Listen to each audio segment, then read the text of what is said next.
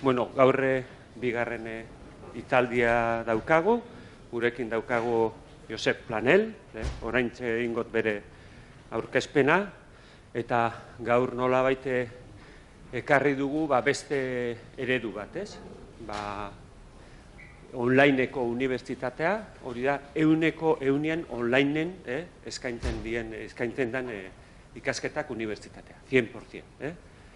Bueno, Josep Planel, para presentarles, es licenciado en Física por la Universidad de Barcelona y luego, según pone la página web, es también doctor en Ciencias de Materiales por la Universidad de Londres y ha sido profesor catedrático de la UPC durante bastantes años, tiene muchísimos trabajos de investigación. Y creo que en el año 2005 o algo así, pues fue el impulsor y fue el director del Instituto de Bioingeniería de Cataluña, que estuvo allí hasta el año 2013, si no me equivoco, y desde el año 2013 es rector de la Universidad Oberta de Cataluña. Le hicimos la propuesta de venir aquí. Muchas gracias por haber aceptado. Lo aceptó al minuto, o sea que hay que darle las gracias por eso. Y lo que le dijimos es, pues bueno, que nos cuente, que trate de contarnos la experiencia de la Universidad Oberta de Cataluña, un poco, pues cómo hacen las cosas, qué tipo de mercado tienen, hacia dónde van, etcétera, porque nos parece una universidad de referencia en el mundo del online y que creo que durante los últimos años, además, pues ha tenido una estrategia bastante no sé, enriquecedora, supongo, para la universidad y sus estudiantes, de expansión, de tratar de llegar a más gente que no tenía posibilidades de estudiar en modo presencial, etcétera, ¿no? Pues hay dentro de su filosofía muchas cosas también de transformación de la sociedad. Y sin más, pues le paso la palabra a Josep, que más o menos la dinámica se ha engodado con moduan, pues la intervención o la exposición de Josep y luego dejaremos abierto un turno para preguntas, 3 o 4 preguntas, y luego os pediré que en la hoja que os pido desde aquí, ¿no?, de la hoja que tenéis ahí, pues que escribáis qué os inspira la charla de hoy para nuestra planificación estratégica, tanto a nivel de MU como de facultad. Sin más, Josep, gracias por venir. Muchas gracias. Muchas gracias, rector. Muchas gracias, Vicente. No he tenido la buena educación de pedirle al rector que me dijera algunas palabras en vasco para empezar la charla. Solo sé egunon, por lo tanto, egunon, pero lo demás pues lo haré en castellano. Dice el rector que acepté a la primera. Efectivamente, cuando me llamó le agradecí la llamada y, bueno, porque también llevar la buena nueva de la UOC fuera de la UOC pues también está bien, ¿no? Y le agradezco al rector y os agradezco a todos pues que nos hayáis invitado y nos deis pues esta oportunidad de explicar lo que hacemos. Nosotros también estamos muy interesados por lo que hacéis vosotros y, por tanto, ya ayer y luego queremos hablar de vuestras experiencias, por ejemplo, con la formación dual y, en fin, vuestras actividades son también de gran interés para nosotros. Por tanto, repito, gracias por la invitación y lo que voy a hacer es exponeros un poco quiénes somos y digamos de dónde venimos y qué es lo que pretendemos. La UOC es una universidad, fue la primera universidad online del mundo a ser totalmente online, Luego ha habido otras, o por ejemplo, la Universidad de Pensilvania empezó haciendo cosas online y luego ha pasado a ser una universidad de primer nivel en online también, pero no tiene esta referencia de empezar ya directamente online. Ahora os comentaré un poco cómo ocurrió esto. Lo que ocurre es que las universidades a distancia, pues probablemente la primera importante, la Open Britannica, aparece en el 69, seguramente con la filosofía esta de la sociedad del bienestar, de las socialdemocracias europeas y de llevar la posibilidad de dar formación universitaria a capas más amplias de la población que no sean pues generalmente las más bienestantes, las que tienen mayor poder económico, que es históricamente, digamos, donde se han nutrido la mayoría de universidades, ¿no? Hay que decir que el Imperio Británico ya hizo que la Universidad de Londres en el siglo XIX ya ofreciera formación a distancia y, por tanto, la Universidad de Londres ofrecía formación a distancia para los colonos británicos que estaban en la India, etcétera, etcétera. Por tanto, esto existe, está documentado. Hay alguna que otra experiencia, pero realmente el paso relevante es cuando se abre la Open. Y es curioso que España abre la UNED. No era una socialdemocracia en el 72, pero en fin, abrió la UNED realmente con la idea de llevar la educación a todos los rincones geográficos. Y luego pues aparece la CERN alemana o la de Holanda, también la de Finlandia, etcétera. Y hay una asociación europea, EACTU, que son universidades públicas a distancia y pues la mayoría de países europeos tienen una universidad a distancia. Lo que ocurrió fue que en Cataluña el presidente Pujol tenía dos obsesiones. Una, que el Estado le transfiriera los paradores nacionales, y no lo consiguió, y la otra era que el Estado le transfiriera la UNED, y tampoco lo consiguió. Y entonces, digamos que en el 90 se hizo la expansión de universidades territoriales en Cataluña. Inicialmente estaba la Universidad de Barcelona, la Autónoma y la Politécnica. En el 68 se crea la Autónoma, hacia el 71 la Politécnica, y ya no es hasta el 89 que se crea la Pompeu Fabra, y en el 90 se crean las territoriales, Lérida, Lleida, Girona y Rovira y Virgili. Y entonces lo que faltaba era la formación a distancia en catalán. Entonces se pacta con el ministro de Educación de la época, Pérez Rubalcaba, y con la UNED a ver si se transfiere a la UNED o se hace enseñanza en catalán por parte de la UNED.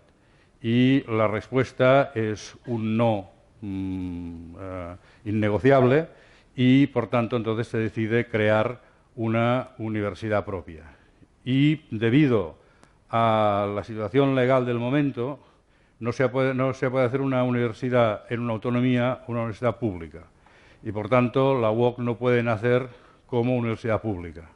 Y entonces se busca el mecanismo de hacer una fundación privada, crear la universidad en el Parlamento como universidad privada, como una fundación, y a partir de aquí, sin el gobierno, pero impulsado por el gobierno, y cuando se ha creado la fundación, entra el gobierno en la fundación.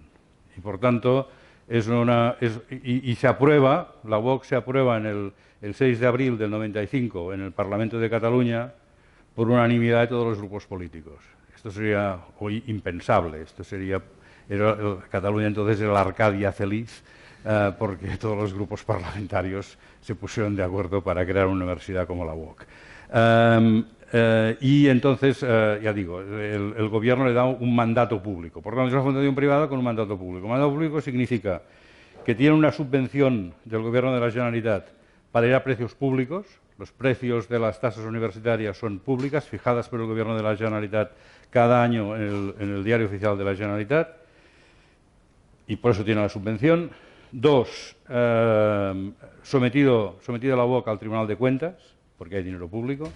Tres, las compras son por concurso público, como todas las universidades. Cuatro, el rector de la UOC comparece una vez al año en el Parlamento para rendir cuentas. Y cinco, el rector de la UOC lo nombra el presidente de la Generalitat a propuesta del patronato. Por tanto, esto es un claro mandato público y, por tanto, tiene esta naturaleza híbrida, que es poco comprendida actualmente. Actualmente, pues esto de ser privado, ahora lo hablábamos con el rector, esto de ser privado muchas veces se asocia, se confunde. La idea maniquea que existe muchas veces es que lo privado es malo y lo público es bueno. Y claro, hay que hacer la diferencia de for profit o no for profit. Porque, claro, muchas cosas son privadas en este mundo, pero no son for profit. Pero realmente la educación superior actualmente es un mercado for profit, y lo estamos viendo en España con la entrada de fondos de inversión, a la Europea de Madrid, luego la otra, que era la Camilo José Cela, Alfonso X Sabio, que también ha habido una venta ahí, Unir, que ha salido a bolsa con una valoración inicial de 230 millones y al cabo de un mes las acciones estaban por un valor de más de 400, y que compra una universidad en Florida, etcétera, ¿no? Por tanto, este es un mercado de la educación superior que se va a mover y que es lícito y lógico que ocurra, ¿eh? Y vamos a tener aquí pues cantidad de empresas que van a invertir, desde Pearson, que es la histórica, hasta en España Planeta, ¿eh? Planeta ya no puede vender Biblias y por tanto va a vender o enciclopedias y por tanto va a vender formación. Lógico, ¿eh? Es un movimiento lógico, cualquiera se le ocurriría esto y por tanto Planeta lo está trabajando y probablemente se equivocó con qué bando iba en Madrid para que la aprobaran la universidad y no se la aprobaron, a la que en Madrid aprobaron 3 privadas, ¿no? Pero en la próxima seguramente Planeta acabará siendo universidad. De hecho, tiene muchos centros adscritos, tiene la BIU de Valencia y, por tanto, digamos, esto es lícito y esto existe y hay gente que está dispuesta a pagar para tener este tipo de formación. Y esto está ocurriendo en todo el mundo, ¿no? Y por lo tanto tenemos que vivir con ello. Por tanto, una vez se decide que la UOC sea universidad, se le encarga a Gabriel Ferraté, que era el rector de la Politécnica, que sea el primer rector y que idee cómo va a ser esta universidad. Y entonces Gabriel Ferraté, con Francesc Padró, que actualmente está en la UNESCO, y Claudia Alsina, que es catedrático emérito de la Politécnica, pues deciden que sea online. Habían pensado muchas opciones, ¿eh? Atención telefónica, hacer como la UNED de mandar el libro y nos vemos en el examen, etcétera, etcétera. Pero finalmente Gabriel es un tequi y decidió que sería bueno hacerlo online. Y por eso, digamos, la World Wide Web es absolutamente accesible al público en otoño del 93 y la UOC se crea totalmente online por ley en abril del 95, ¿no? A partir de aquí se crean otras, estas en Europa, pero también todas estas privadas que hemos visto en España, que son online, pues desde la UNIR, la Isabel I de Castilla, la BIU en Valencia, la de Madrid, la Universidad UDIMA, exactamente, ¿no?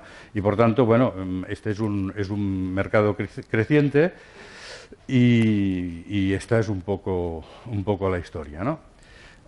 Entonces, nuestro planteamiento, la primera pregunta que nos hacemos es ¿cuál es? El cambio de paradigma en la formación universitaria. En la sociedad tradicional, pues la educación se basa en el pensamiento crítico y la creación, y en las universidades de la Edad Media y Renacimiento, pues tienes que las filosofías universitarias son pues la filosofía, la ciencia, el arte, las humanidades, y por lo tanto es el conocimiento. Esto es Bolonia, esto es Salamanca, estos son las grandes universidades históricas del pasado. Con la revolución industrial llega la sociedad industrial. Y la sociedad industrial es mucho más que la... Esto es un poco siguiendo la filosofía de nuestro profesor Manuel Castells, ¿eh? Con la sociedad industrial, pues, ¿qué viene? Pues vienen otras necesidades debido al cambio de la sociedad. ¿Y esto cómo afecta a la universidad? Pues que la universidad no es solamente saber, sino saber hacer. Y aparece necesidad de otras formaciones más, formación profesional de muy alto nivel, como son las ingenierías, o la enfermería, o la propia economía, o la psicología, incluso aspectos de la medicina, etcétera, ¿no? De hecho, cuando Fidias hace el Partenón, no había títulos de arquitecto, ¿eh?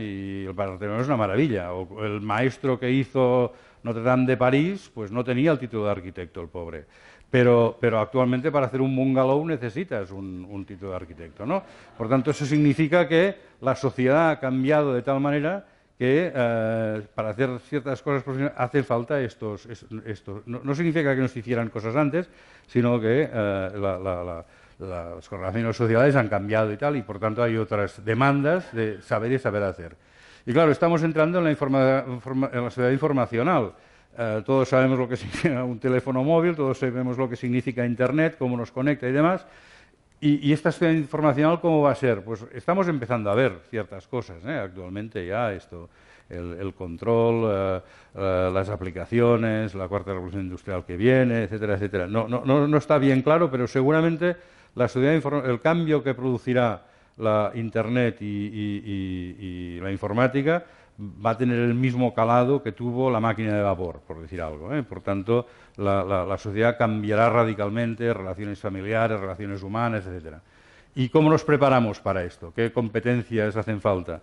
¿Hasta qué nivel la interdisciplinariedad?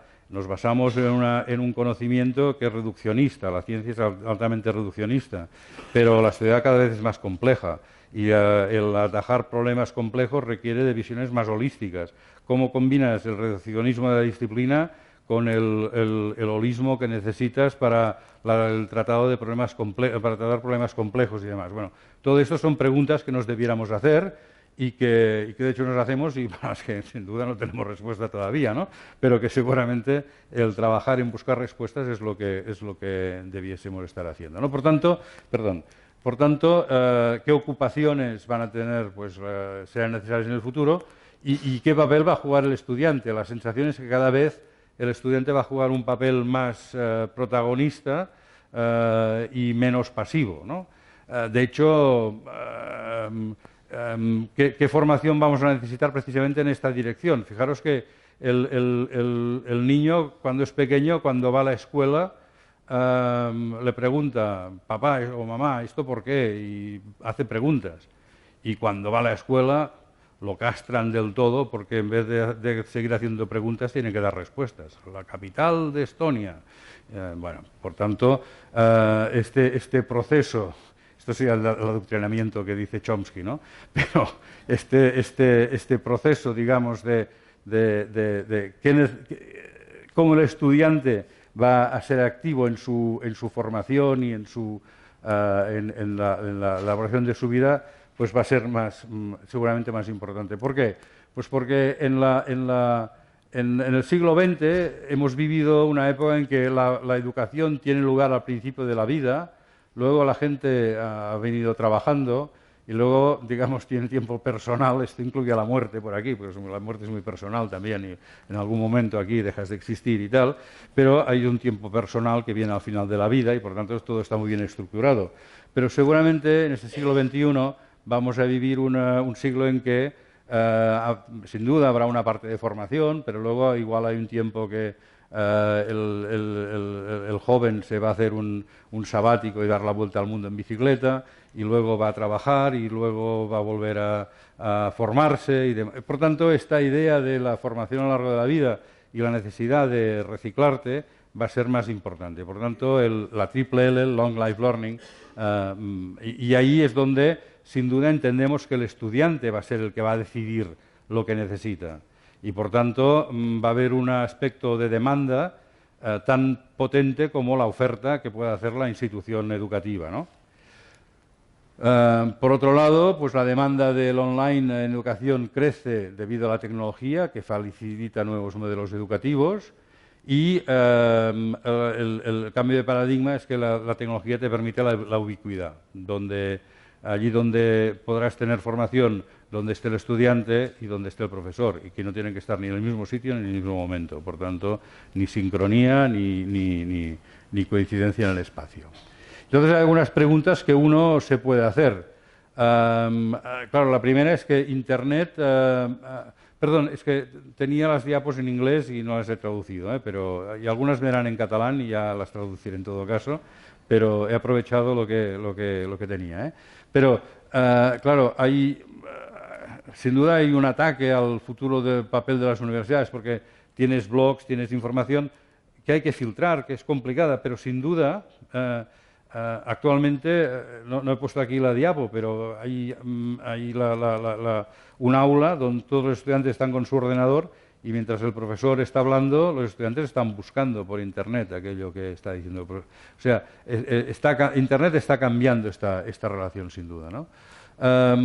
Por otro lado, Internet lo que hace es proporcionar servicios.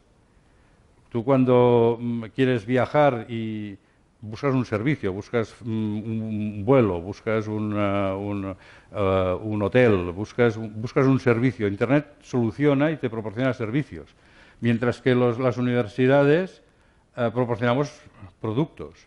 ¿Quiere usted un máster? Sí, señor, un máster, 60 créditos. ¿Lo toma o lo deja? Le cambio el pescado por la carne si quiere, porque tengo optativas, tiene unas obligatorias, tiene unas optativas y un trabajo final de carrera. Por tanto, y si no quiere fruta, le pongo un yogur, ¿no? Pero el menú son 3 platos, ¿no? Y por tanto son 60 créditos, es un producto, no es el servicio que en un momento dado un estudiante puede requerir. Y un estudiante a lo largo de la vida, un long life learner, ¿qué busca? ¿Por un producto o por un servicio? Claro, una vez el estudiante ya tiene el grado, que a los 23 pues, se graduó, luego necesita un máster oficial y otro máster oficial y otro grado, o necesita productos más pequeños que le permitan formarse en aquello que a él le interesa. Esto en el campo médico está clarísimo que es así, ¿no? Que la gente busca pues, una especialización en un tipo de práctica quirúrgica o no busca hacer otra carrera de medicina o un máster de 60 créditos, ¿no? Y al perfil de los profesores, ¿qué necesitamos? Profesores académicos muy fuertes en investigación y que sean poseedores de contenidos disciplinarios muy fuertes, el académico, o necesitas profesores expertos en el desarrollo de competencias profesionales, que ayuden a resolver problemas complejos, al saber hacer y demás. Bueno, pues probablemente las dos cosas, necesitas los dos tipos de profesores, no es uno u otro, es todo, ¿no? Y claro, yo ponía esto aquí diciendo, bueno, al final las universidades somos bastante uniformizadoras, tenemos una talla para todo el mundo, ¿no? Y los hay altos, los hay gordos, los hay... Y por tanto, ¿cómo nos adaptamos a estas necesidades, ¿no? Por otro lado, bueno, pues tenemos parece que viene la cuarta revolución industrial, ¿no? Está a las puertas.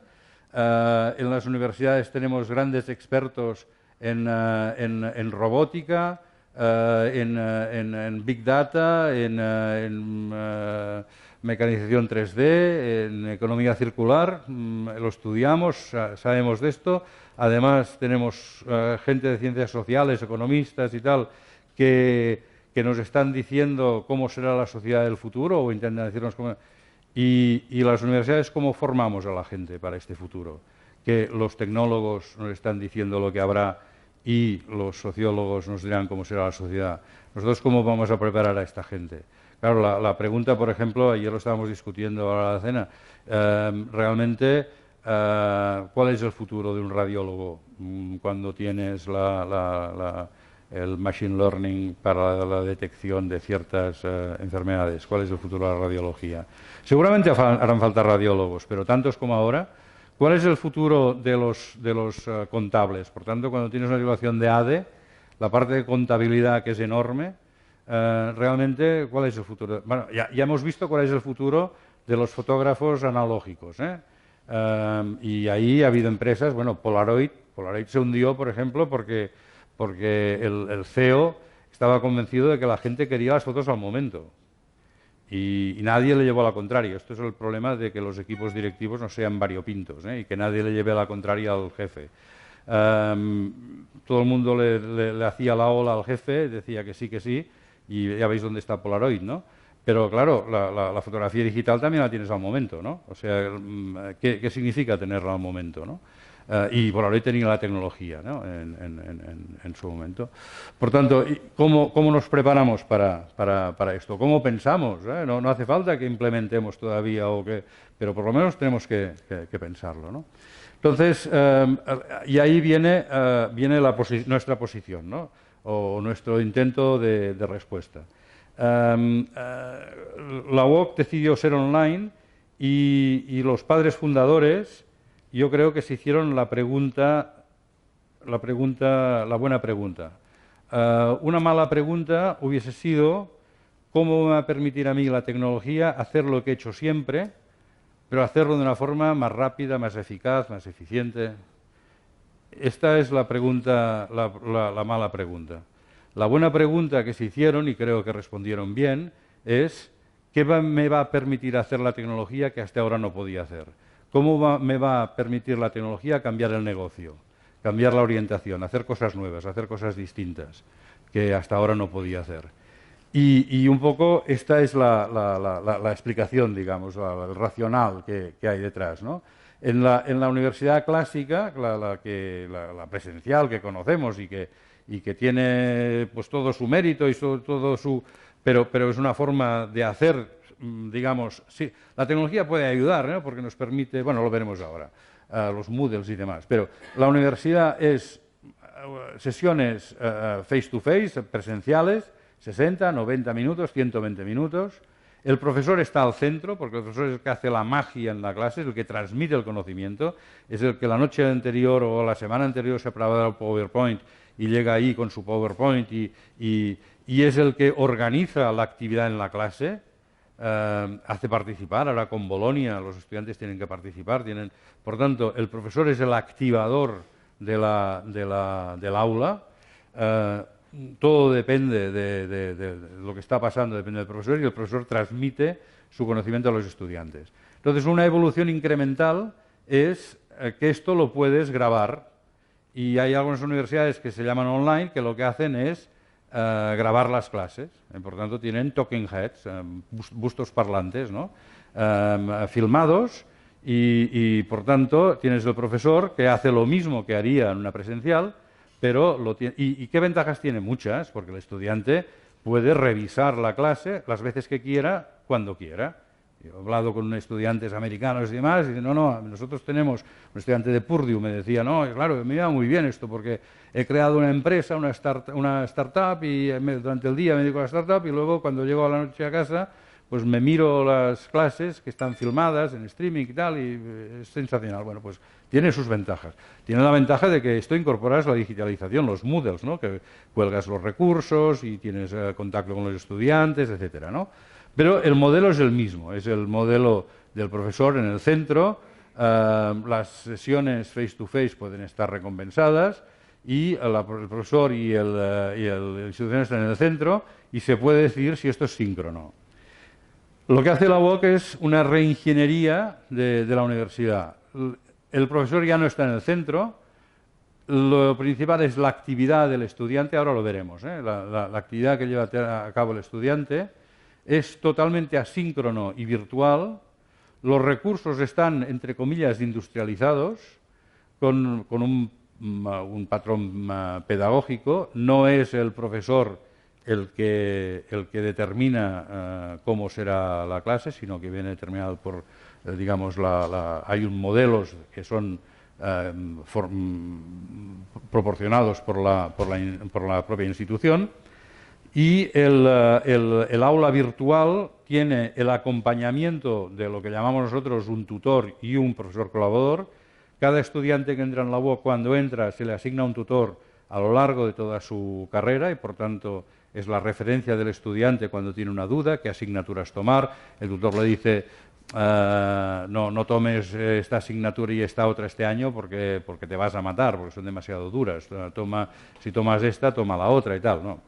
El tutor, y luego cada aula virtual tiene un profesor colaborador que es el que acompaña, guía al estudiante en el aula. Y además la aula es como una red social donde los estudiantes entran en contacto entre ellos y trabajan entre ellos, y lo que hay es evaluación continuada. Ahora lo veremos de una forma un poco más gráfica, Entonces, primero dejadme que os pase este vídeo, porque este vídeo lo encontré en internet cuando llegué en 2013 y fue muy inspirador. Si ponéis Asimov en internet, es una entrevista que le hace un periodista a Asimov en el año 88. En el 88 no había internet, A ver si funciona, o lo tengo que activar desde aquí seguramente, Porque...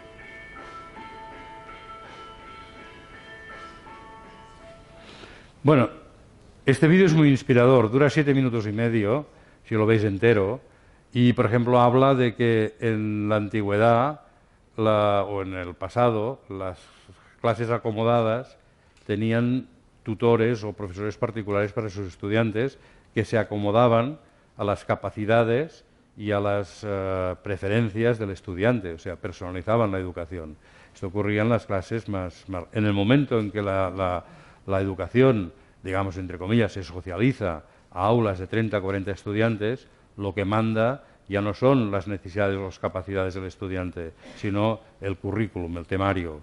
Y por tanto es el estudiante que se adapta al temario, no el temario que se adapta al estudiante. Bueno, habla de cosas de estas en la entrevista y yo creo que vale la pena, si tenéis tiempo, dediquéis 7 minutos y medio a escuchar a Asimov en el 88. Realmente esto fue altamente inspirador para nosotros.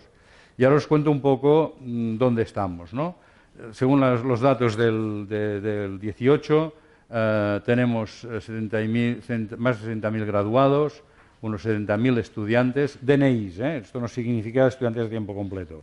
Ahora veréis, estudiantes de tiempo completo tenemos como la mitad, porque claro, nuestros estudiantes no matriculan 60 créditos por semestre, matriculan 15, esta es la idea, la proporción. Pero esto, ¿no? Unos 70.000 estudiantes, estos son los profesores colaboradores, básicamente, estos profesores que atienden las aulas virtuales, tenemos más de 3.000 asignaturas y, por tanto, estos son los colaboradores y estos son los tutores que siguen a los estudiantes a lo largo de su carrera.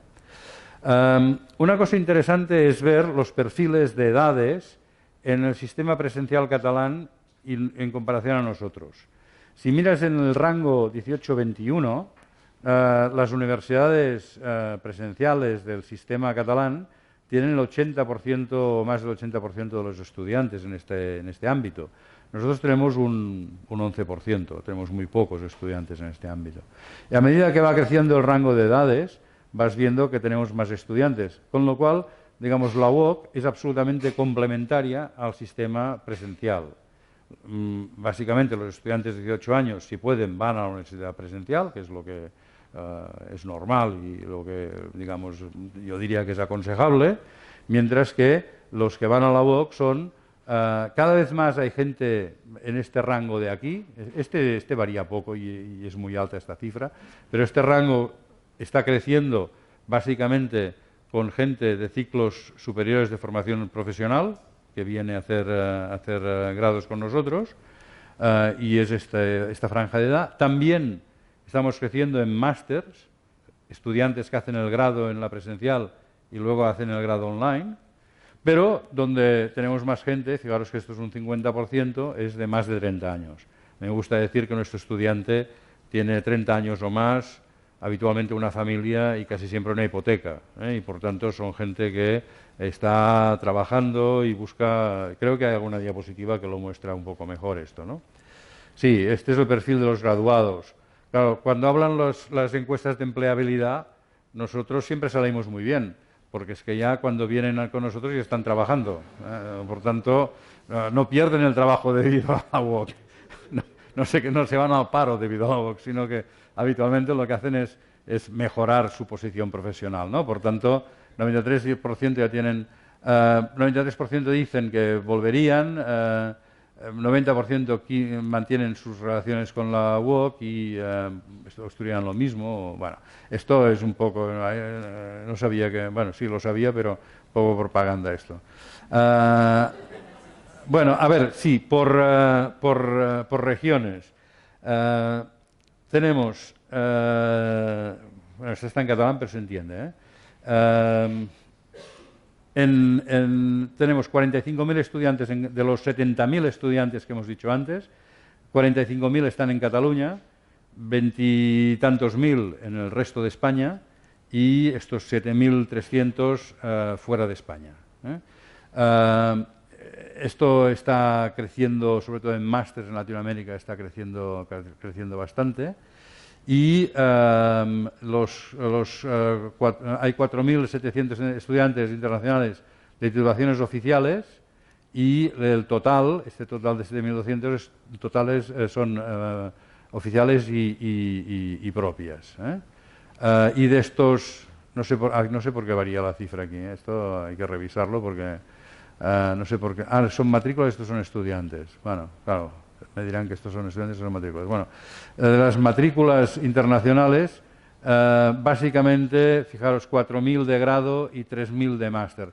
Si afinas un poco más, ves que los grados los toman básicamente, cuando decimos internacionales es porque no están en España ni en Cataluña también, pero ves que los grados los toman más los que están expatriados o hijos de expatriados, mientras que los másters lo toman precisamente los DNIs no españoles, ¿no? O no relacionados con España. La oferta formativa. La oferta formativa es que en el 13-14 teníamos 16 grados, 30 másters, 64 títulos propios, 3 doctorados y luego una cosa que llamamos programas abiertos, que son asignaturas sueltas que la gente puede matricular. Y actualmente pues tenemos 10 MOOCs, 27 grados, 44 másters universitarios, 4 programas de doctorado, 30 másters propios y luego diplomas de posgrado y especializaciones. Por lo tanto, hemos crecido en portafolio. Esto es bueno, esto te permite crecer también en número de estudiantes. Tiene el inconveniente de que esto te causa más gasto fijo porque significa más personal interno. Por tanto, hay que aquilatar bien el crecimiento en portafolio con el crecimiento económico y con el crecimiento de la estructura, ¿no? Por tanto, esto es una cuestión que, de cara a la sostenibilidad de la institución, hay que vigilar, ¿no? Vamos al modelo. El modelo os decía que es este modelo de colocar el estudiante en el centro y, por tanto, lo que se le suministra son herramientas y medios, como se dice, son recursos educativos. Tiene el soporte del profesor colaborador en el aula y luego la comunidad trabaja como un network, ¿no? Y esto se hace evolucionar a base de innovación e investigación. El assessment o la formación, la evaluación continuada es con el assessment continuo y el examen final. Y en ciertos casos solo un examen final. Es decir, el estudiante tiene que presentarse en un aula de una universidad presencial, se le convoca para hacer un examen final para asegurar de que la personalidad. Luego veremos cosas que estamos haciendo al respecto. Y el soporte viene pues del tutor que hemos dicho que tiene a lo largo de su carrera y durante los estudios hay un profesor responsable de la asignatura que este es interno, este pertenece al cuerpo de profesores de la universidad, de esos tenemos en la universidad unos 350 profesores internos, y luego cada aula tiene un instructor o un profesor colaborador que es el que atiende las preguntas del estudiante, el que le propone las tareas, etcétera, etcétera. Lo veremos ahora en la siguiente. Este vídeo la idea es que entendáis cómo funciona el método pedagógico de la UOC. Transformando a miles de personas en sus estudios universitarios, ¿dónde reside su calidad?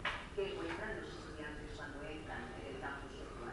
¿Cómo es la experiencia de aprendizaje? Os invito a hacer un viaje por el campus de la UOC.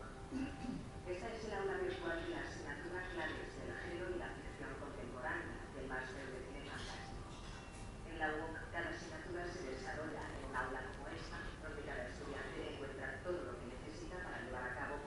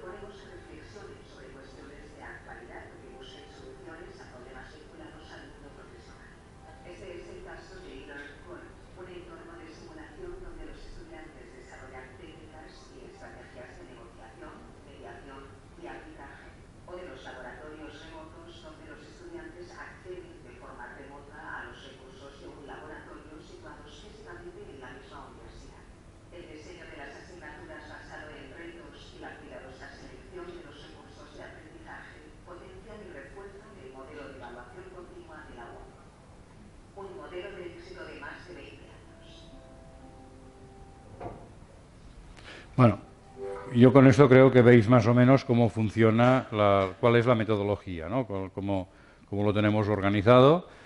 A ver, esta metodología, este modelo pedagógico, no es un modelo WOC. Esto está descrito por los pedagogos en el siglo XIX ya, ¿no? Lo que pasa es que una cosa es que un profesor emplee una metodología como esta en un aula, y esto siempre es posible, y esto ocurre, y hay profesores que trabajan así.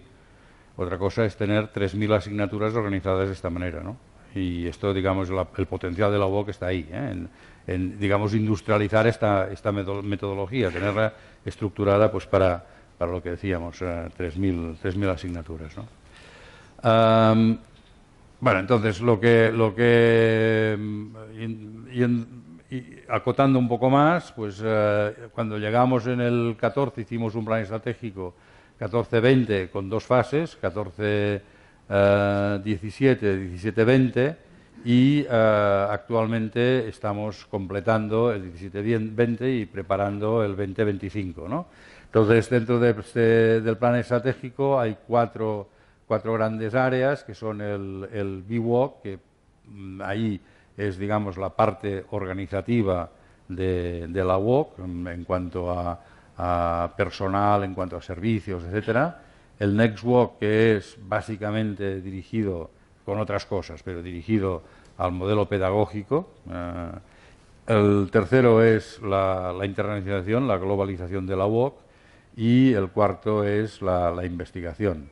Y en el plan estratégico hay tres grandes prioridades en esta fase, que fueron el talento, cómo atraer y conservar el talento, cómo ser referentes en nuestra actividad, en el entorno, y el impacto social. Al final las universidades lo que tienen que tener es impacto social. O sea, realmente esto de que se habla de la tercera misión, para mí esto es una gansada, como dirían algún sudamericano.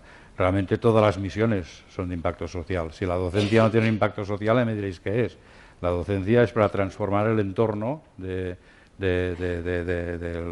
social que tienes a tu alrededor, y formar gente y prepararla pues para cambiar la sociedad y hacerla mejorar. Imaginaros qué sería si no hubiese universidades, ¿no? Lo que decía aquel presidente de Harvard, ¿no? Si la educación es cara, pruébelo con la ignorancia, ¿no? Claro, la idea es esta, ¿no? Al final, la docencia está para esto. Y la investigación, pues ¿para qué está? Pues también para tener un impacto social en tu entorno, ¿no?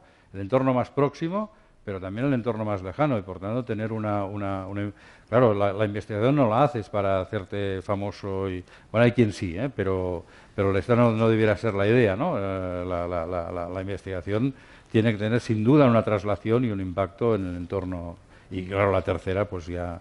Toda la misión de la universidad, para mí, es impacto social, ¿no? Y si esto no se cumple, y esto no lo reflejan los rankings, esto es una de las debilidades, realmente tenía que haber un ranking de impacto social de las universidades.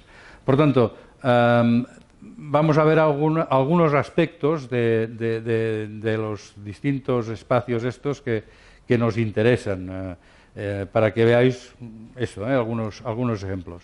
El primero, cuando llegamos en el 13 y el 14, una de las cosas que decíamos es,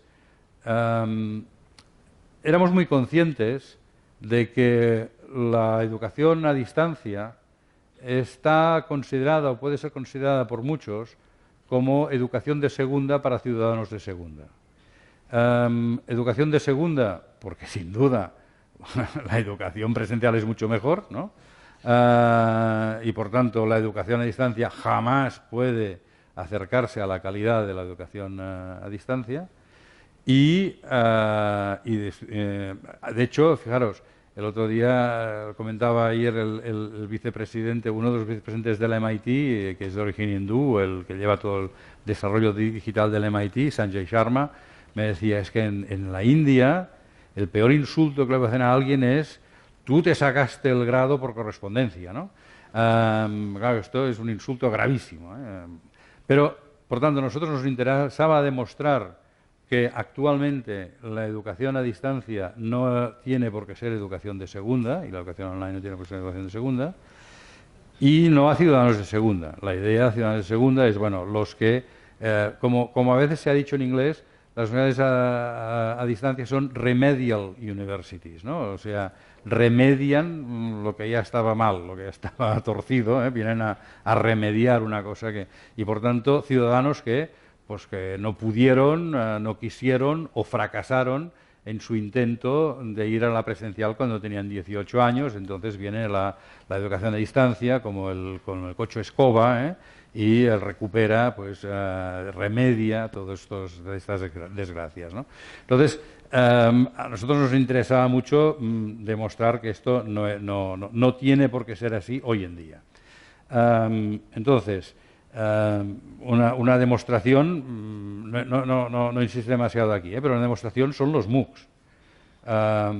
Cuando empezábamos me decían, los MOOCs nos van a hacer mucho daño, ¿y qué opinas de los MOOCs? Y bueno, en aquel momento no tenía opinión, pero pronto tuve una opinión, o tuvimos una opinión, y es que los MOOCs nos han hecho mucho bien, porque si resulta que las universidades, con su metodología, no digo que la metodología sea la misma, pero si las grandes universidades americanas, como Harvard y MIT, crean una plataforma como edX, Stanford crea Coursera, se crea Udacity, es decir, las grandes universidades americanas apuestan por un tipo de formación online, pues no será que la educación online, la metodología sea mala, será como se aplique. Y actualmente, si entráis en edX, veréis que la plataforma edX, ahí corren 10 másters de universidades de prestigio. Corren 2 másters de Georgia Tech, corre 1 o 2 de Indiana, corre 1 de Queensland, de Austin, Texas. Por tanto, digamos que gracias a los MOOCs, primero los MOOCs y luego las plataformas han corrido los MOOCs, esto han puesto en valor la educación online. Y esto, digamos, a universidades como la nuestra, esto nos ha ido bien, nos han hecho un gran favor estas grandes universidades americanas para prestigiar la formación online. Y una de las cosas que dijimos fue, ¿sería posible hacer alguna formación de calidad y virtualizar algo que no se ha virtualizado nunca? Y ahí vino la apuesta. ¿Vamos a ser capaces de hacer un grado de arte o de bellas artes online? Y ahí es lo que nos pusimos a trabajar. Y actualmente hemos cumplido ya los estudiantes han cumplido ya el segundo curso de este grado online. Y la otra referencia era, actualmente el conocimiento ya no está solo en las universidades.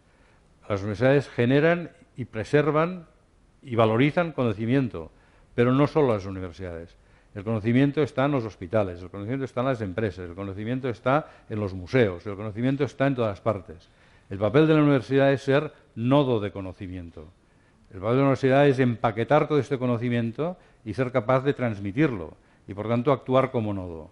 Y entonces lo que hicimos fue que este grado que pusimos en marcha, lo pusimos en marcha junto con el Museo Reina Sofía. Y, por tanto, el partner del grado de artes de la UOC es el Museo Reina Sofía. El Museo Reina Sofía es uno de los 3 grandes museos de arte moderno que hay en Europa, ¿no? Y, por tanto, tener como valedor al Reina Sofía y ser el partner del grado, esto era extraordinariamente importante. Y aquí simplemente lo que hago es pasaros el vídeo que hicimos para este grado y que pensamos, sin duda, seguir trabajando para, digamos, es un producto de prestigio de la formación online. Es simplemente un vídeo promocional, ¿eh?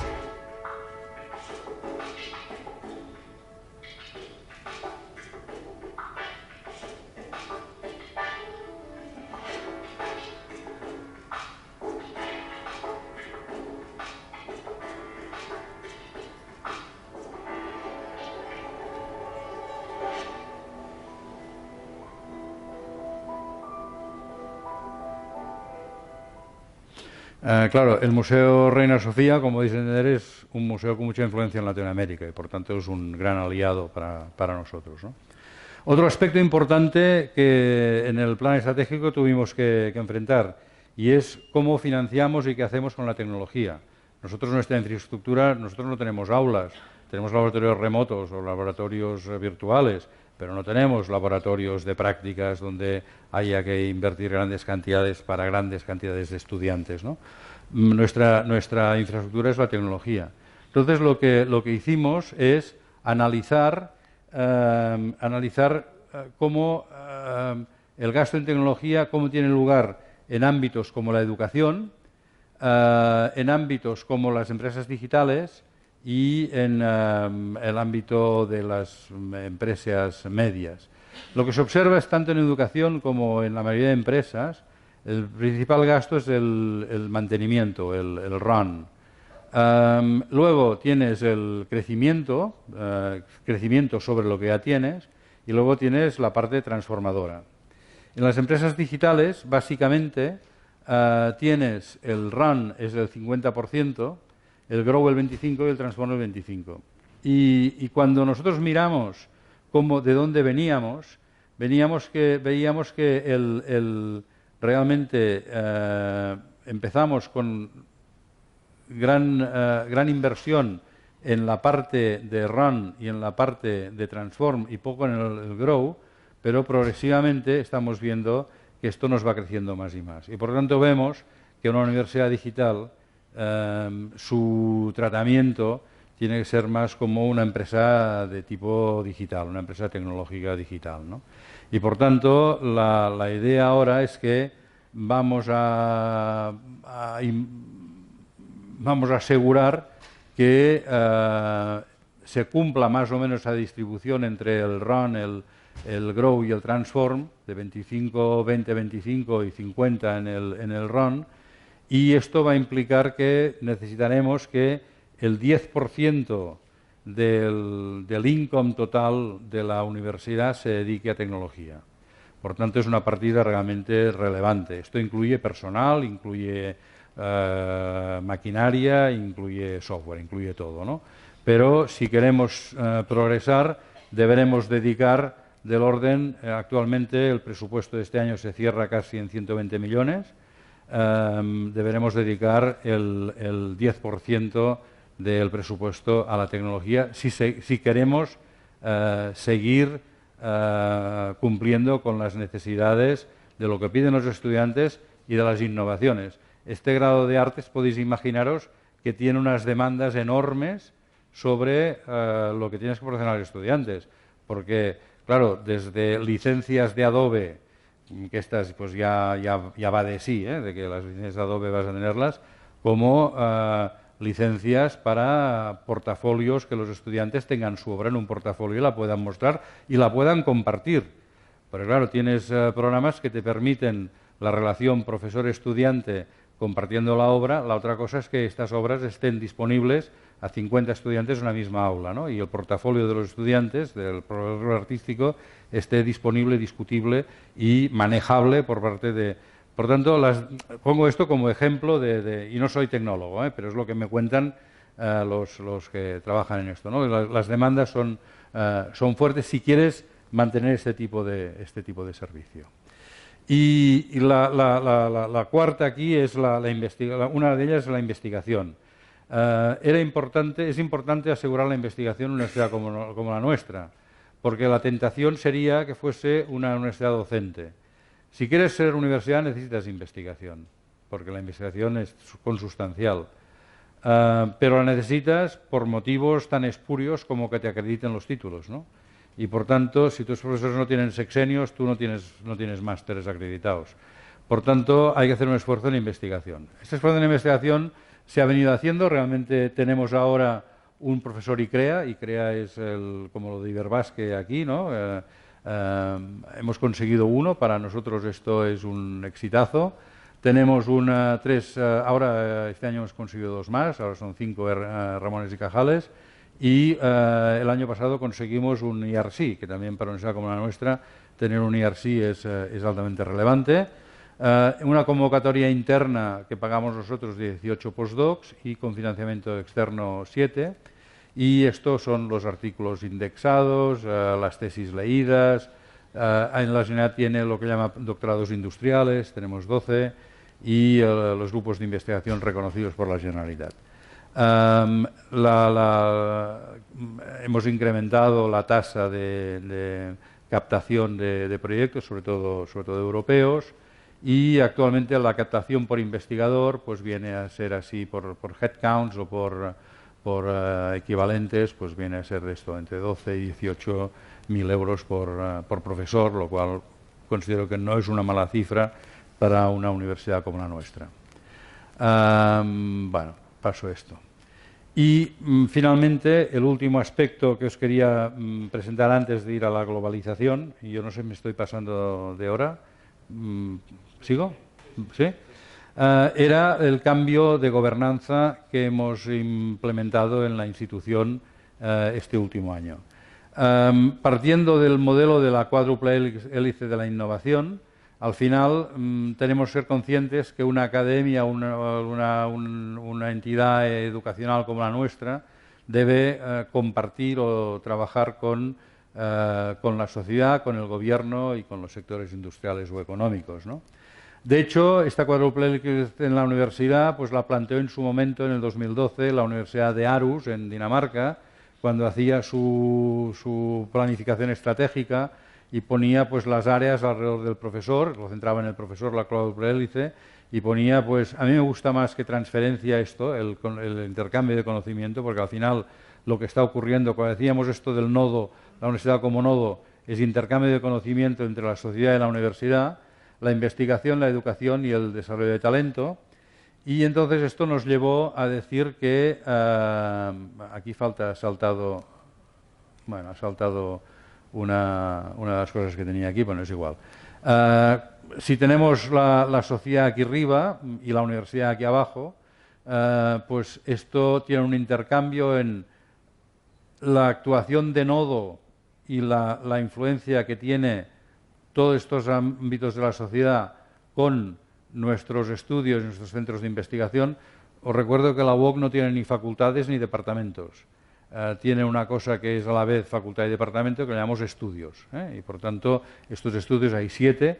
Hay estudios de salud, hay estudios de economía y empresa, hay estudios de derecho y ciencia política, hay estudios de psicología y educación, informática y multimedia, etcétera, ¿no? Son ámbitos amplios y son 7 estudios, ¿no?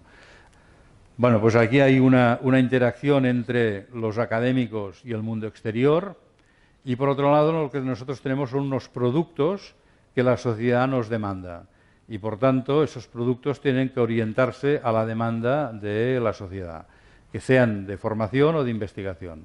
Y nos orientamos nos organizamos con 4 productos. Uno son la formación universitaria reglada, grados y másteres oficiales. Otro lo llamamos WOCIX, que es todo lo que es no reglado. La responsable es la vicerrectora Àngels Fito, que tenemos aquí. Por tanto, formación profesional, formación, todo lo que es títulos propios, todo lo que es formación no reglada. Tenemos WOC Corporate, que es formación a medida para las empresas, por tanto, pues trabajamos con la Caixa, trabajamos con Aguas de Barcelona, formación para estas empresas con productos que estas empresas demandan, también esto lo lleva la vicerrectora Fito, y luego la actividad de investigación. Y ahí tienes una organización que tiene que dar servicio a los productos y a los estudios y a los centros de investigación. Y por tanto, hicimos lo del prisma para decir, bueno, los estudios, los centros de investigación son los que mandan luz blanca al prisma, al área de gestión, y este difracta con los distintos productos. Pero luego son estos productos, estos sensores que tienes aquí, los que detectan las necesidades de la sociedad y mandan mensajes a estudios y a centros de investigación para que se cierre el bucle. Esta es un poco la filosofía que estábamos pensando. ¿Y cómo lo organizamos? Pues una organización matricial. Aquí arriba tienes el rector y 4 vicerrectores. un vicerrector de programación estratégica e investigación, docencia, aprendizaje, globalización y cooperación y competitividad y ocupabilidad. El área institucional, secretario general, directores de estudio, directores de centros de investigación, directores de áreas de gestión y vicegerentes de proceso de globalización, es decir, marketing, comercialización, etcétera, operaciones, tecnología, servicios académicos, etcétera, y finanzas y recursos, área económica. Y luego 4 vicegerentes de producto, vicegerente de titulaciones oficiales, vicegerente de formación no reglada, vicegerente o director del área de corporate y vicegerente de investigación, y cada uno un centro de coste. Cada centro de coste pues se refiere al gerente y para llevar a cabo esta relación entre estudios y productos tienes una serie de program managers o managers de programa o managers de proyecto, que son los que relacionan el producto final, la viabilidad económica, los recursos que hacen falta, etcétera, etcétera, con las necesidades de que este producto llegue al mercado, interaccionando con todas las áreas de organización. Por lo tanto, esta es la forma que nos hemos dado de momento y con la que estamos funcionando. Y para acabar, decidimos que la UOC debía ser una universidad global, y para ser una universidad global nos basamos en el documento este que en su momento pues produjo la Unión Europea. Básicamente uno quiere ser internacional o quiere internacionalizarse por una cuestión de calidad de la educación y de la investigación y hacer una contribución a la sociedad. Paso esto, y esto requería cambiar el modelo. El modelo de la UOC es un modelo inicial muy centrado en Cataluña. Vamos con alpargatas y barretina y, por tanto, si quieres ser global, tienes que cambiar.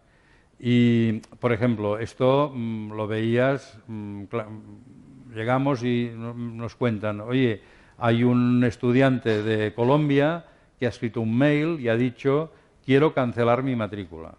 Y aquí lo han dado de baja, ¿no? Bueno, para un colombiano cancelar significa pagar. Con lo cual, claro, significa que, claro, tú tienes que estar atento a, bueno, el idioma es el mismo, pero no es el mismo, ¿no? Es como el inglés, es inglés lo que se habla en Nigeria y es inglés lo que se habla en las Bahamas, pero seguramente, y lo que se habla en Liverpool, y lo de Liverpool es complicado de entender, ¿eh?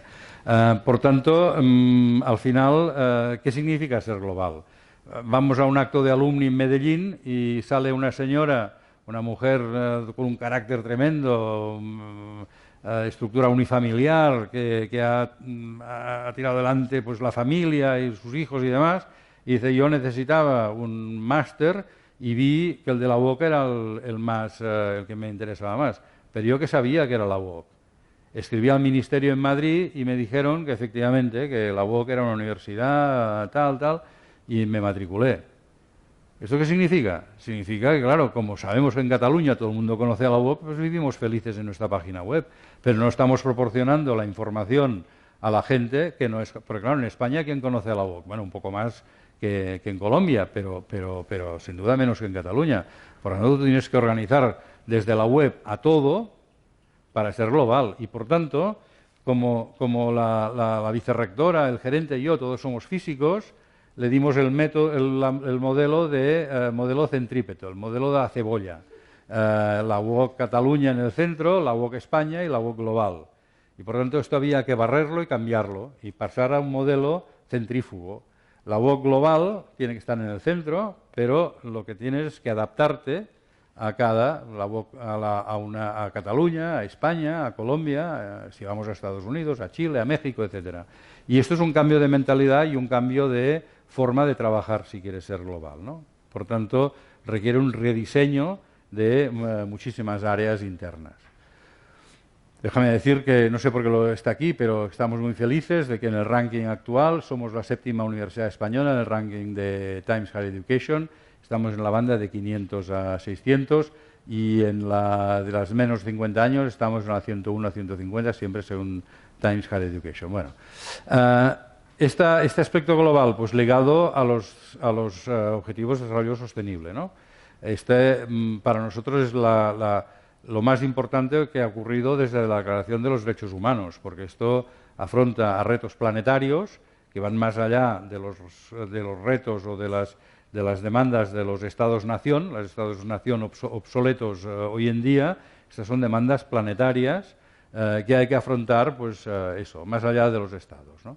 Y hay alguna de ellas que yo creo que, en fin, que tiene poco sentido. Hay una que es de algo así como era el de, sí, consumo responsable, bueno, o crecimiento sostenible. Estos son oxímorons, ¿no? Pero hay otros que realmente son capitales, ¿no? El cambio climático, el que nos afecta a nosotros, que es la calidad de la educación. Por primera vez en un documento de Naciones Unidas aparece en educación superior. Y claro, los ODS, bueno, también lo sabéis vosotros, esto va dirigido a todo el mundo, no solo a los estados pobres.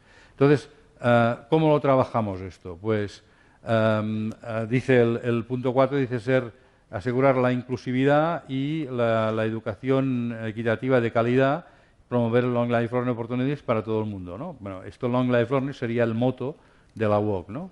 ¿Qué estamos haciendo? Repito, el tema de la calidad para nosotros es fundamental, y asegurar y demostrar que la formación online puede ser una formación de calidad. Por lo tanto, cualquier movimiento que hacemos nosotros es de la mano de las agencias de acreditación española, ANECA, catalana, ACU o internacionales. Y, por ejemplo, en Latinoamérica, donde hay que luchar para demostrar que lo importante es la calidad, pues estamos trabajando con COPAES en México, con CNA en Chile, con CACES en Ecuador, incluso trabajamos en su momento con Jordania, ¿no? Y, de hecho, participamos en la firma de la SIACES, que es el Sistema Iberoamericano del Aseguramiento de la Calidad, que se firmó en Madrid en el mes de febrero, ¿no? Y, de hecho, hacemos un máster oficial de evaluación y management de la calidad en educación superior con la agencia catalana y la UOC, ¿no? El tema de asegurar el acceso igualitario para hombres y mujeres a una educación de calidad que incluya la universidad. Importante, que incluya la universidad, ¿no? Bueno, cuando tú miras cómo han evolucionado, esto es un gráfico que hizo en su momento Xavier Grau, cuando estaba en la CRUE, a partir de datos de la EUA. Cuando tú miras la demanda de estudiantes y el número de universidades en Europa, ves que hasta los años 60 las universidades estaban para formar las élites. Solo el 6% de la población iba a la universidad. En los años 60, 70, cuando se crean las autónomas, las politécnicas y demás, la universidad ya se enfoca no solo a las élites, sino también a los capataces de las empresas. Son para formar capataces. Pero ya a partir de los 90, el 40% de la población de 18 años va a la universidad. La universidad está pensada ya para formar capas enormes de profesionales. Por tanto, el enfoque cambia radicalmente de lo que tenía que ser la universidad para élites en los años 50 a lo que es la universidad, o debe ser la universidad hoy en día. Claro, fijaros, si la demanda de educación terciaria está incrementándose globalmente. La OCDE estimó en el 2009 que había 100 millones de estudiantes universitarios y que para el 2030 habría 400 millones. Esto significa, para satisfacer esta demanda, que hubiese sido necesario entre el 2009 y el 2030 crear 2 universidades para 20.000 estudiantes cada día durante esos 20 años, es decir, crear 40.000 puestos diarios de universidades en el mundo. Esto no solo es difícil por la inversión económica que significan las infraestructuras, pero sobre todo es difícil para formación de profesores. Formar un profesor bueno pues puede requerir bueno, si consideras que ya ha hecho el bachillerato, pues a lo mejor cuesta 10, 15 años, si no, pues cuesta 30 años, ¿no? Desde el nacimiento. Por tanto, la inversión ahí para la formación es enorme, ¿no? Nosotros estamos, como os decía, en 134 países. Mi gran aspiración es poder visitar el estudiante que tenemos en las Marianas del Norte algún día, pero ya digo, básicamente son expatriados muchos de los que tenemos.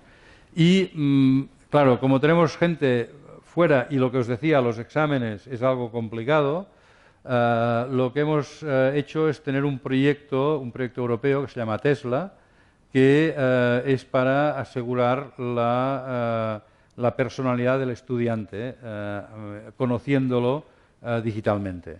Entonces, en este proyecto trabajan 18 partners, 8 universidades, 4 centros de investigación, 3 agencias de calidad y 3 empresas, aquí los tenéis. Y este proyecto lo que hace es reconocer al estudiante por el reconocimiento facial, el reconocimiento de voz, el pattern por el que teclean, antiplagio, análisis forénsico, timestamping, bueno, a partir de varios ensayos, de que el estudiante se ponga en contacto contigo pues varias veces, por lo menos 2 o 3 veces, tú puedes acabar conociendo al estudiante. Y por tanto, esto será un sistema que estamos empezando a poner en marcha sobre todo para másters con estudiantes que son difíciles de llevar a un aula para que se examinen. Si están aquí en Cataluña o en España, esto es fácil. Si están en las Marianas del Norte, pues esto es más difícil, ¿no? En el punto 4.4 es Relevant Skills y formación vocacional para la ocupabilidad, para el empleo, para la empleabilidad. Cuando miras este estudio de McKinsey, te dice que los empleadores, cuando miran la calidad de los licenciados que reciben, el 35% están satisfechos. Cuando hablas con los empleados, con los estudiantes licenciados, la satisfacción es del 38%. Cuando hablas con las universidades, los profesores están satisfechos un 74%. Por tanto, eso significa que algo, los universitarios nos sentimos satisfechos de lo que hacemos. Volvemos a lo de antes, servicios, productos, este tipo de discusión. Y, por tanto, ¿cuáles son los skills que tiene un e-learner? Pues, ¿qué competencias? Esto, Ángels hizo en su momento un estudio con 4 headhunters distintos para ver cuáles eran las competencias que tenían los learners online respecto a los presenciales y cómo las empresas discriminaban o preferían un tipo de estudiante u otro. Entonces, las competencias que trabajan o que acaban teniendo estos estudiantes online es que aprenden autónomamente, trabajan en equipo, saben regular su tiempo, son disciplinados, saben regular su tiempo, conocen la teoría del esfuerzo, están determinados. Cuando os decía que un estudiante nuestro matricula la mitad de créditos que un estudiante presencial, significa que para él un grado no dura 4 años, dura 8. Y si esta persona tiene 30 años y tiene una familia y tiene niños pequeños y pues significa un gran esfuerzo, dedicar 8 años consistentemente, pues esto es esfuerzo, es determinación, es tenacidad, etcétera, ¿no? Bueno, pasaré esta de aquí. Y vamos a la skills en ciudadanía global.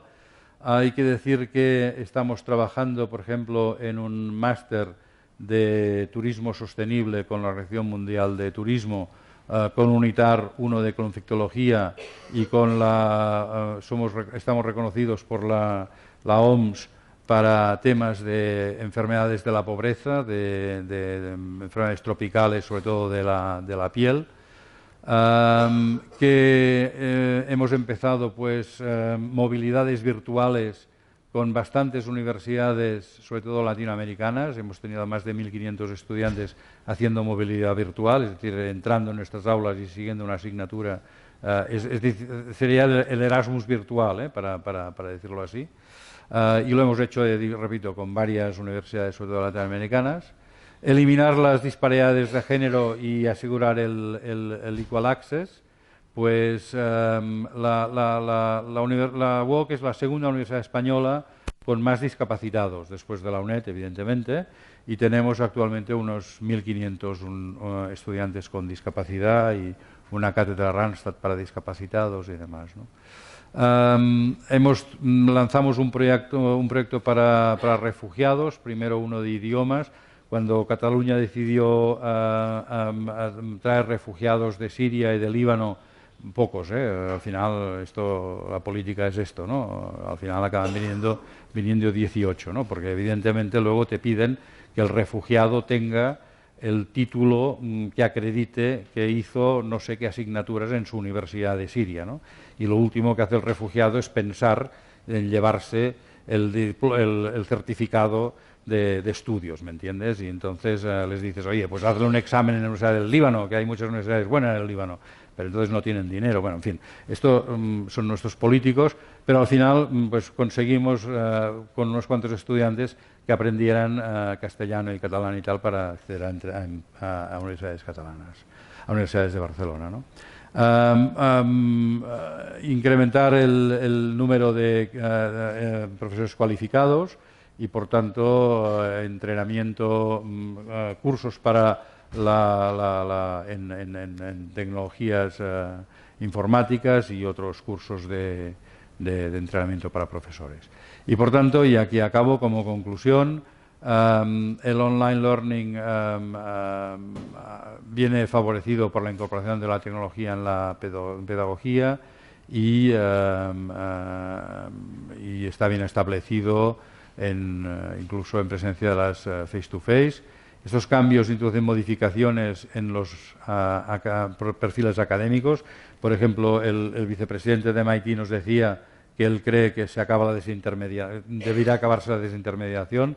Es decir, si con los medios actuales tú tienes un excelente profesor de física cuántica en Northwestern y otro en Tsukuba, en Japón, ¿para qué necesitas que un profesor de la Universidad de Barcelona esté dando una clase de física cuántica repitiendo los contenidos que ya tienes en la red con estos profesores que puedes ver sus clases filmadas online, por ejemplo, ¿no? Y por tanto, la intermediación, bueno, seguramente sería más interesante que el profesor de Barcelona se dedicase pues a hacer ejercicios y a trabajar con los conceptos a partir de formación más teórica que pueden dar profesores que estén en otro lado, ¿no? Y de gran calidad, ¿no? Puede ser que sea de Barcelona, el bueno, no. Los estudiantes necesitan ser educados y entrenados a trabajar en profesiones que seguramente todavía no existen y, por tanto, debemos abrir vías para que el estudiante se vaya adecuando y formando. Y la educación tendremos que empezar a verla más desde el punto de vista de la demanda que de la oferta, porque al final muchas titulaciones las hacemos, yo no sé en vuestra universidad, pero en las que he estado previamente muchas veces se hace en función de lo que tenemos. ¿Qué tenemos? Pues tenemos esto y vamos a hacer una formación de este tipo, ¿no? Y ser una universidad global pues significa contribuir a la educación de ciudadanos globales y profesionales globales, aumentar la calidad de la educación y hacer una contribución sensible a la sociedad. Y con esto, pues gracias y perdonadme porque me he alargado mucho más de lo que el rector me había dicho, ¿eh?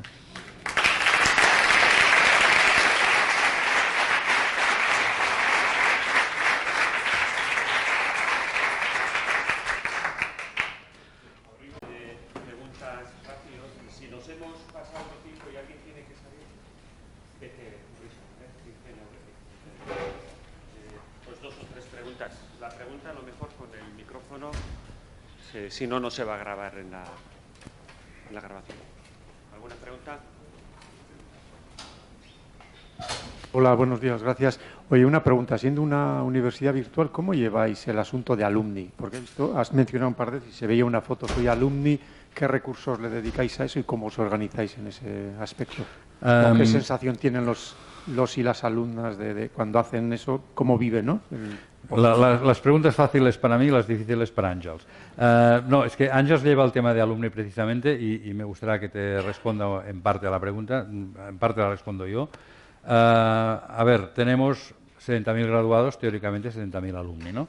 Ahí hay una disparidad, y déjame que sea muy sincero, como las universidades a distancia a lo mejor no tienen el prestigio que algunos esperarían, hay alumni que no se manifiestan. Pero en cambio tenemos otros, y esto habéis hecho una encuesta, que son amantes de la UOC, ¿no? Y tenemos alumnis de muy distinto tipo. Tenemos ahora en el Consejo de Alumni hay Unicrea, o la presidenta es una funcionaria que está en Bruselas, la presidenta de Alumni es una funcionaria de Bruselas, española en Bruselas, y por tanto la diversidad es enorme, ¿no? Y este es un tema que estamos intentando cuidar por varias razones. Una, tema de prestigio, tema de conocimiento, fundraising y filantropía, y por tanto, y además conocimiento de la universidad. Tú que has trabajado en esto, ¿puedes decir algo más? Aunque no soy vasca, tengo vozarrón, así que prefiero esto. Pero si no, no se va a grabar en la...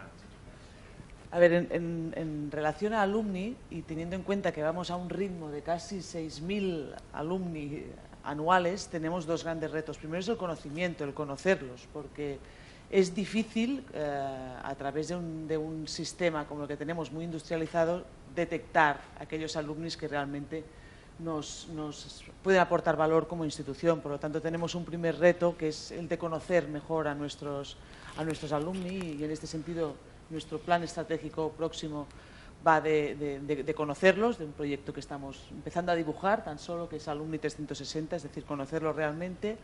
Y después el otro gran reto, evidentemente, es la vinculación, ¿no?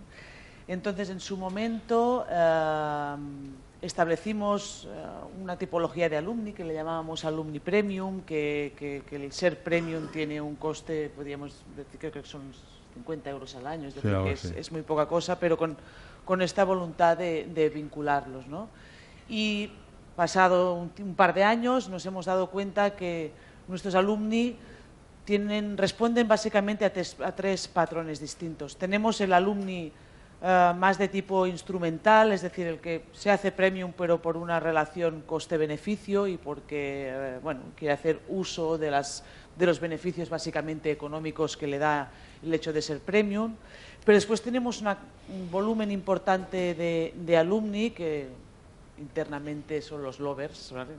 No los llamamos así externamente, pero son los que a muerte con la UOC, porque les hemos dado una oportunidad pues, que para ellos es muy importante, les hemos permitido pues, graduarse, progresar profesionalmente, y estos quieren un programa, un sistema de vinculación que vaya más allá del simple hecho de que tú pagas una cuota y yo te ofrezco unos servicios, ¿no?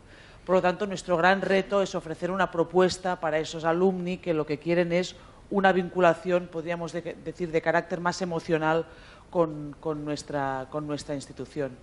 Este tipo de alumnos lo que quieren es participar en el desarrollo de la UOC. Por lo tanto, responde un poco esta voluntad nuestra de incorporarlos en el patronato, pero también de hacerlos partícipes de la vida de la UOC de otras muchas maneras. Y esto es precisamente en lo que estamos trabajando, ¿no? En cómo podemos definir estrategias de vinculación de estos alumni que quieren participar activamente y que incluso a veces se pueden incluso sentir ofendidos cuando lo que les propones es un pacto de tú paga y yo te hago un descuento, ¿no? Dicen, a mí esto yo no lo quiero para nada, prefiero dar estos 50 euros a fines que vayan más vinculados con aspectos relativos al impacto social que no solo un puro intercambio mercantil, podríamos decir, ¿no? Por lo tanto, tenemos estos dos gran retos, lo que es el conocimiento, el cómo conocer de estos 6.000 alumnos que pasan al año qué inquietudes tienen, y por otra parte esta vinculación menos instrumental y más emocional, y ahí estamos. De hecho, hemos empezado por también una fase que creo que es muy importante para nosotros, que es vincular estrechamente lo que es el alumni con lo que es la academia, ¿no? Decimos que nuestro alumni empieza el día que se matricula con nosotros, no en el momento en que se gradúa, ¿no? Que normalmente te gradúas, patada hacia alumni y allí ya te explicarán otra cosa, ¿no? La idea es vincular estos alumni desde el momento en que se matriculan con nosotros, porque por el perfil que tienen ya hay unas posibilidades de vinculación mucho más allá de lo que se espera de un estudiante. Hay mucho trabajo que hacer con el alumni todavía, es una cosa que no tenemos suficientemente madura, hay que reconocerlo esto que es así. Y de hecho, se me ha ido la cabeza ahora, hay mucho trabajo que hacer. ¿Y qué más iba a decir yo? Tenemos un nuevo consejo de alumni. Sí, tenemos un nuevo consejo de alumni, pero no era esto, bueno, es igual. Hay mucho trabajo por hacer todavía, no es un tema que tengamos. Hombre, no sé si responde a la pregunta que hacías, ¿no? Sí. Bueno, lo digo por la grabación.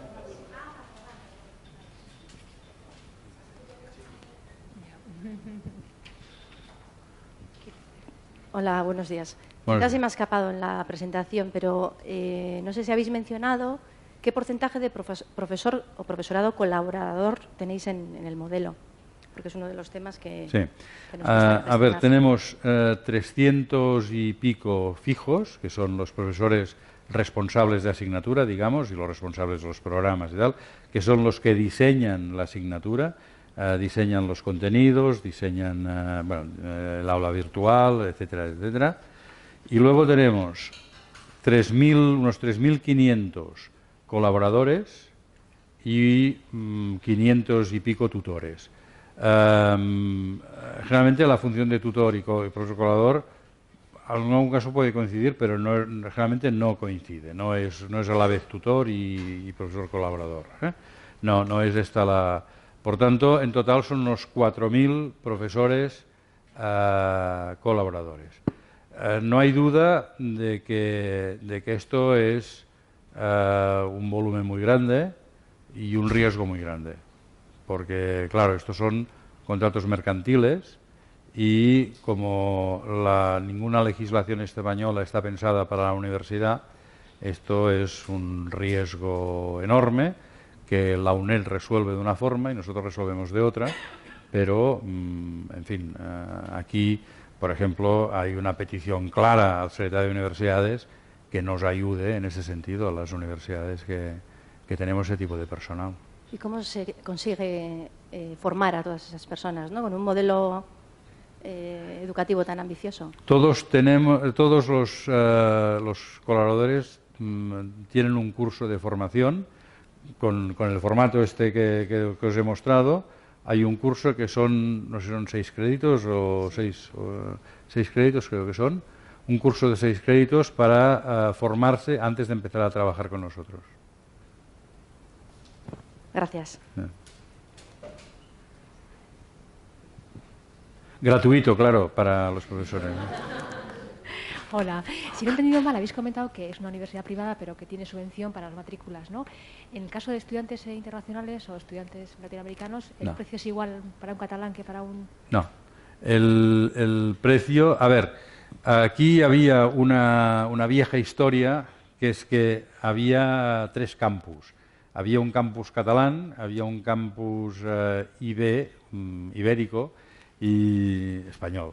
Y había porque incluiría Portugal y no es verdad, y había un campus internacional.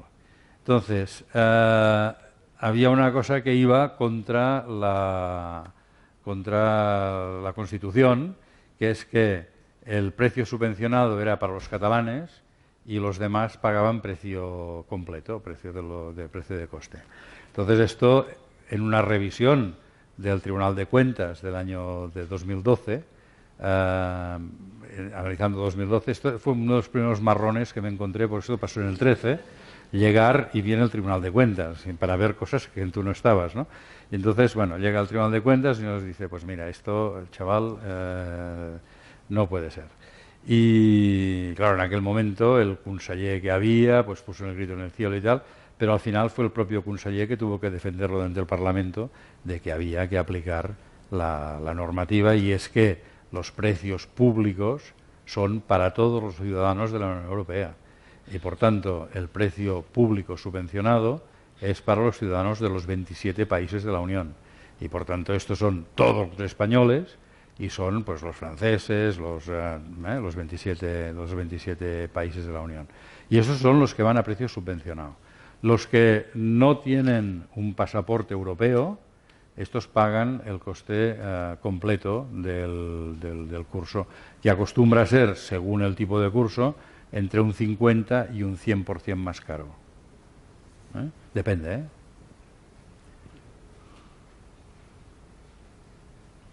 Y aún así, te diría que, así como grados por tema de coste no vamos a ir, o es difícil ir a Latinoamérica, porque en nuestros países los grados están en las universidades presenciales están fuertemente subvencionados, las universidades públicas de gran calidad que hay en Colombia, pues la Nacional o la de Antioquia, pues claro, el grado es prácticamente gratuito para los estratos 1 y 2.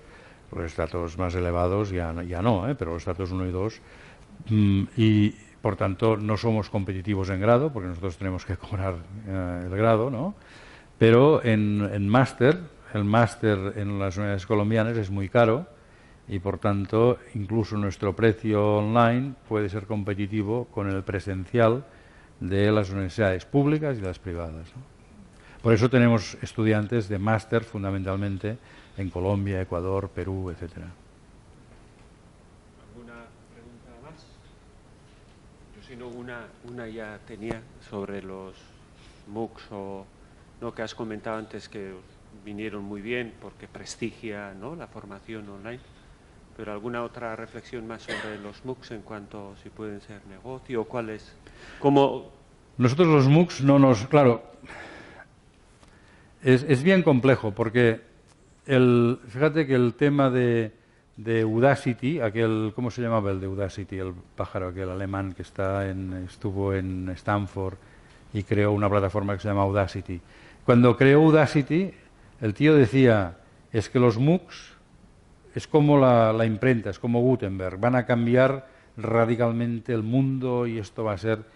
Y al cabo de 2 años, el tío decía, los MOOCs son una desgracia, no funcionan, son una birria.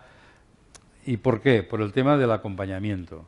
Porque claro, la tasa de éxito de un MOOC era de que se te matriculaban 20.000 estudiantes y luego los que acababan pasando el examen o acabando el curso eran un 5% de los que se te habían matriculado, ¿no? Por tanto, ¿y por qué? Pues porque, claro, la gente se desanima por el acompañamiento y tal. Por tanto, desde un punto de vista de formación, el MOOC seguramente no funciona si no lo acompañas, si no acompañas al estudiante. Por tanto, como tema de formación, no va. Pensamos nosotros. Cuando hablas con los de MIT y Harvard, te dicen, nosotros hemos invertido 60 millones en EDX. ¿Y para qué? Pues básicamente la función de negocio que tiene el MOOC es marketing y para el MIT detección de talento. ¿Y qué más? Pues ahora, por ejemplo, MIT ha sacado lo que llaman los micromasters. Es decir, tú si haces 4 MOOCs pagando lo que valga el MOOC y superas la prueba con una cierta nota, esos 4 MOOCs te dan lo que llaman un micromaster MIT. Por lo tanto, tienes una titulación MIT. Y si esto lo haces con un grado de calidad más allá de cierta calificación, te ofrecen ir un semestre a MIT, te admiten en MIT para complementarlo hasta un máster a partir del micromáster, pagando menos de lo que costaría si tú te inscribieses, ¿no?